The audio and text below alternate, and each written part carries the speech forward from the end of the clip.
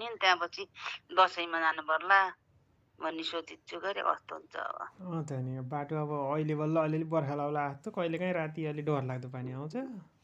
हो त नि बल्ल पानीको सुरु भइन्छ क्या। सुरु भएछ अहिलेसम्म आएन अहिले चाहिँ कहिलेकाहीँ राति अलि डर लाग्दो अनि आउँछ के अब त्यहाँ विचार गरेर। हो त नि त्यही त नि त्यही विचार गरेर हिँड्नु पर्ला भन्ने सोच्यो गरे। अब आज भोलि दिदीहरू हिँड्ने दिने आइहाल्छन् केटाकेटी ल्याउनु पर्यो।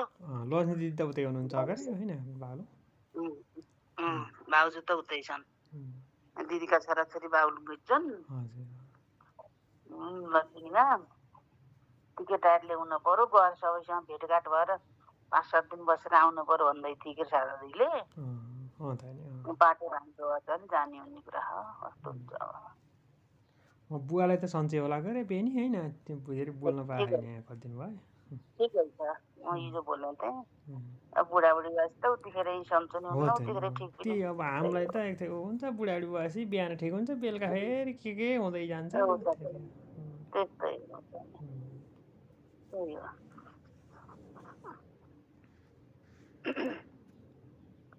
ठुलो चाहिँ कता हुनुहुन्छ कुन्नी कुरेसिया हुनुहुन्छ।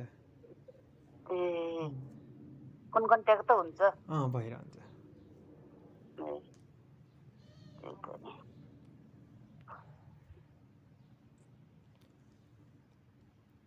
बिहान बेलुकी यसो अलिअलि खाना उतै काम गर्ने ठाउँ हो खाने यहाँ अहिले सुत्ने जाने उतै खाने हो।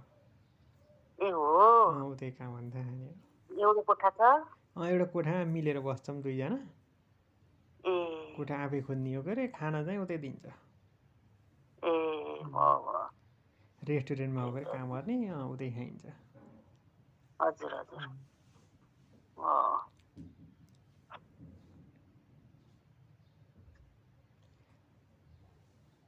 ठिकै छ के हाल्ने हो यस्तै हो विदेश नगई नहुने बाध्यता छ।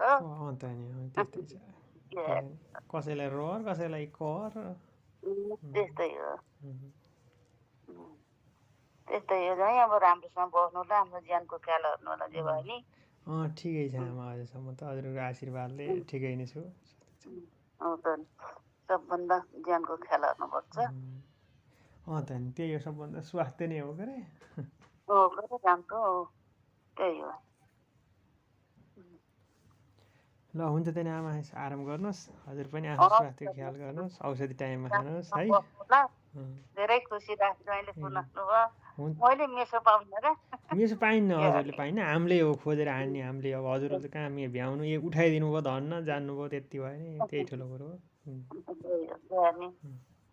हुन्छ नमस्कार हुन्छ नमस्कार